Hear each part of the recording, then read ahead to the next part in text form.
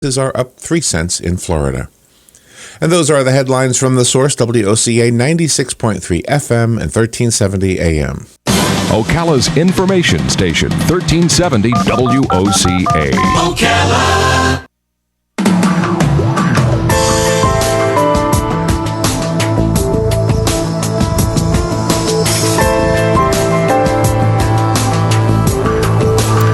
All right, 8 minutes before 11 o'clock. Thank you for tuning in. This past Monday was considered Cyber Monday. And if you were looking at the news or listening to the news, you heard that a lot of people made out pretty good on Cyber Monday. You might have said to yourself, gosh, I got to get a website. I got to get in on this. And of course, cyber business it's the thing of the day. Remember when the dot-coms happened and then faded away? Well, they're back.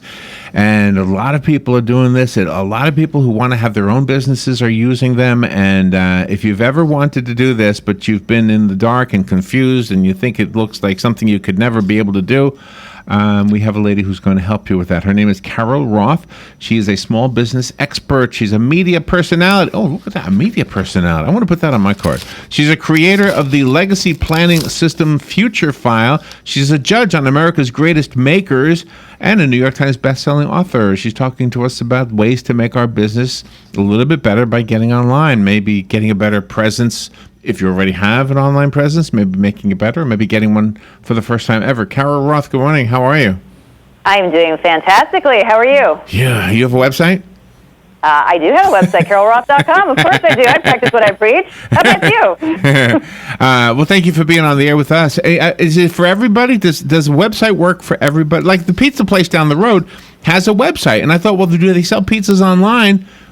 And not, I mean, yes and no. I mean, that you can't download it, of course. But wouldn't that be nice?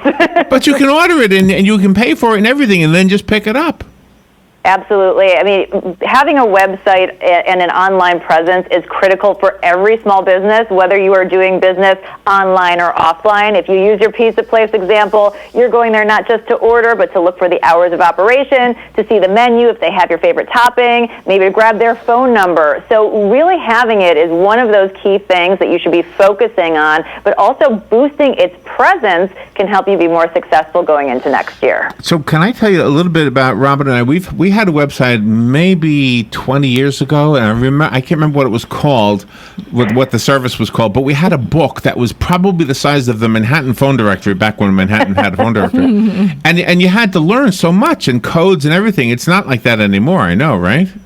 It's not, and the best news is that, if you're a small business owner or, you're busy, Larry and Robin, hosting a radio show, that you don't really have the time to stay up to date on all of the technology and make sure that you have the website and that you can be found and that you're on social media. So I advocate getting an online marketing partner like web.com that has all of the tools and resources in order to help you build that online presence and to boost it so you can stay focused on running your business, which is really what you want to be doing.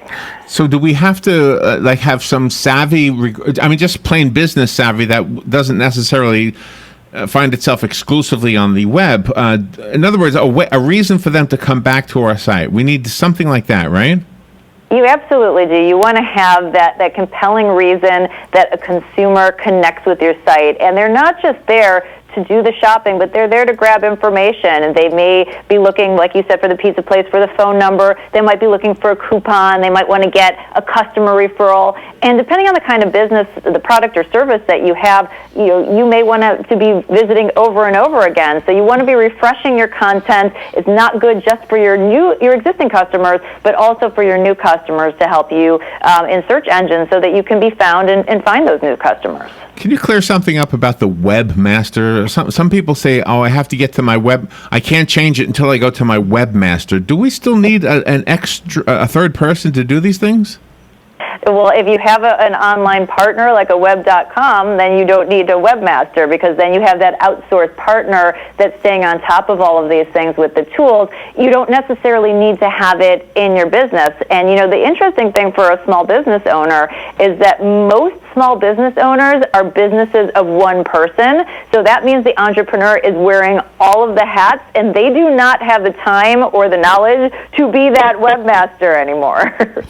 How do you market your business online without people thinking you're spamming them? Yeah. I think one of the best things that you can do is use a customer testimonial. If you have customers who love your business, it's really easy for them to tell your story in a way that connects with new customers and creates that credibility. So if you can capture it, even if it's just a written testimonial or even better yet on video, then you have a nice way of having somebody else tell your story.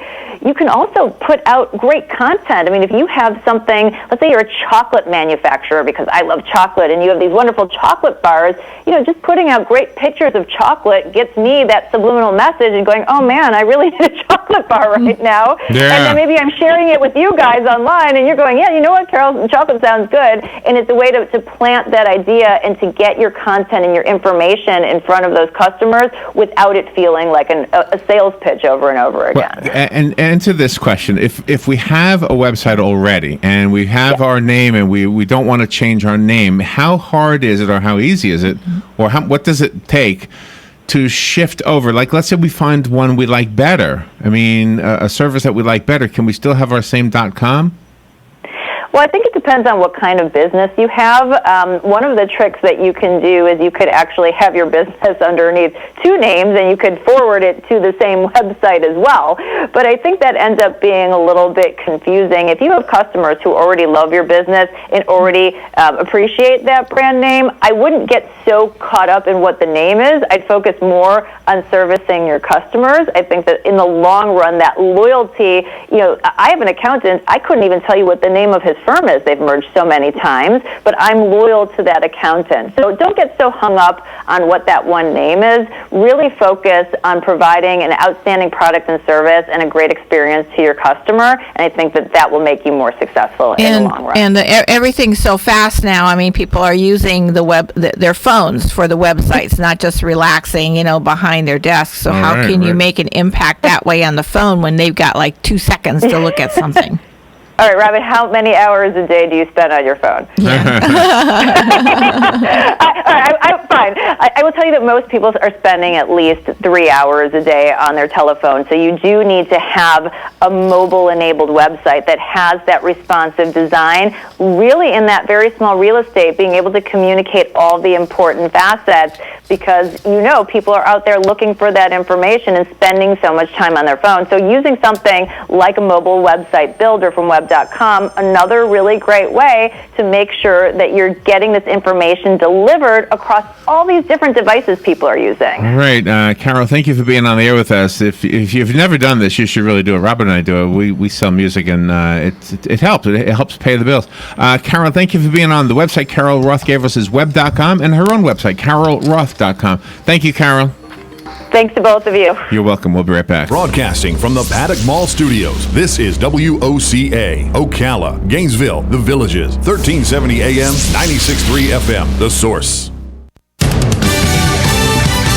Fox News Radio, I'm Karen McHugh. A standoff between police and a gunman inside a home in Tacoma, Washington is over. One cop is dead, so's the suspect. One of our guys had for lack of a better term, a shot to be able to take him out. So he fired one round, which took the suspect down, and the suspect is deceased, and they're able to get both kids out of the residence. Both kids are safe. Detective Ed Troyer of the Pierce County Sheriff's Department. More Americans file for unemployment. The Labor Department reporting applications for jobless claims rising by 17,000 to a seasonally adjusted 268,000, which comes just 2 weeks after initial claims touched a 43-year low. Fox's Hillary Barsky. He walked on the moon, but it seems a trip to the South Pole was more than former astronaut Buzz Aldrin could handle. While part of a group tour, he was evacuated under the care of a doctor after his condition deteriorated.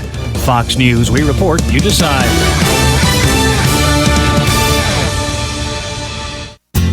An important message from Medicare. I found a better deal on prescriptions. I found a new plan with lower costs. It's Medicare Open Enrollment. Have you compared plans yet? Who knows what you might find? Check out your options at Medicare.gov or call 1-800-MEDICARE. You never know. unless you go. Medicare Open Enrollment, October 15th through December 7th. Brought to you by the Department of Health and Human Services. When I listen to Audible, I'm not riding the L train during rush hour. I'm hunting whales with the crew of the Pequod. I can feel the cold air in my face and the icy spray of the Atlantic crashing against the bow. The smell of rotting blubber fills my nostrils.